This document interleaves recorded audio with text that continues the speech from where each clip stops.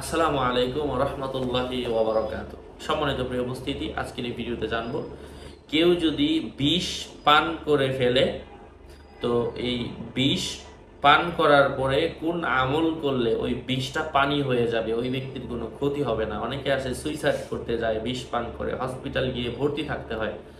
তাদের জন্য আজকে একটা দোয়া এই ভিডিওতে শেয়ার করব। সাথে যুক্ত আছে আমি মুফতি জুবায়ের বিন ইমাম। কথা দীর্ঘায়িত না করে মূল আলোচনা শুরু করছি। যাই হোক, সম্মানিত প্রিয় উপস্থিতি, বিষের ক্রিয়া নষ্ট হয়ে যাবে, বিষ পানির মতো হয়ে যাবে, এমন একটা দোয়া শেয়ার করছি। সাথে যুক্ত আছে আমি মুফতি জুবায়ের বিন ইমাম।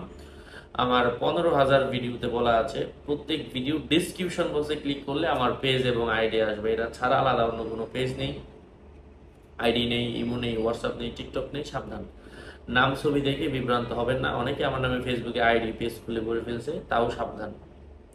যাই হোক, আমি সেই আয়াতটা বলে দিচ্ছি। হাতে বা পায়ের আঙ্গুলে ডোর বেঁধে একজন তা টানবে আর একজন সূরা ফাতিহা পড়বে। ফাতিহা পড়ার পরে এক গ্লাস পানিতে ফু দিবে। তারপর এই পানির মধ্যেই সালামুন আলা নূহিন ফিল আলামিন, সূরা ফাতিহা পড়ার পরে সালামুন আলা নূহিন ফিল আলামিন, জাস্ট এই আয়াতটুকু পানিতে 17 বার পরে 17 বার ফু দিবে। সূরা ফাতিহা একবার পরে একবার ফু দিবে। দুরূদ শরীফ 3 বার পরে 3 বার ফু দিবে। আবার বলছি, আগে ফাতিহা, তারপর আমি যে আয়াতটা বললাম এই আয়াত, তারপর হচ্ছে দুরূদ শরীফ।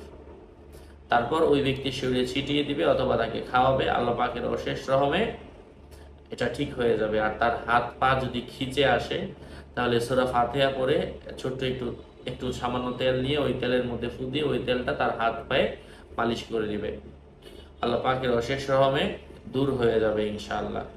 আরও আপডেট পেতে সাথেই থাকবেন। এটা আল্লাহ পাকের উপর দৃঢ় আস্থা থাকলে, পাক্কা ইমানদার মুমিন ব্যক্তি থাকলে তাদের ক্ষেত্রে কাজে আসে। যাই হোক, আপনাদের মঙ্গল এবং দীর্ঘায়ু কামনা করে এখানেই শেষ করছি। ওয়াসসালামু আলাইকুম ওয়া রাহমাতুল্লাহি ওয়া বারাকাতুহু।